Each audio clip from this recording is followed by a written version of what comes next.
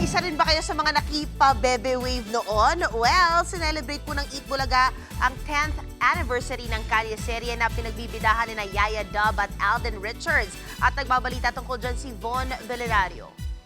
Ala! Yaya, nako-conscious ka kay Alden! Yaya, nagpapakute ka! Yaya, nagpapabebe ka! Uy, ala! 10 taon nang nakararaan nang magpakilig sina Yaya Dub at Alden. Nagkaroon pa nga ng kauna-unahang kalye-serye dahil sa kanila. Kaya ang Itbulaga, inalala ang makasaysayang bahagi na yan sa Philippine television.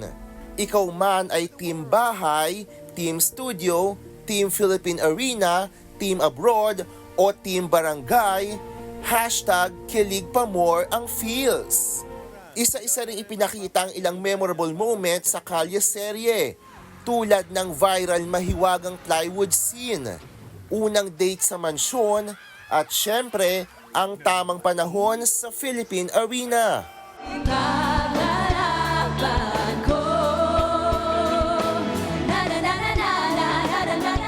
Napa-throwback din ng Dabarkads sa mga awiting hatid ng Singing Queens at ni Karen Aistrup.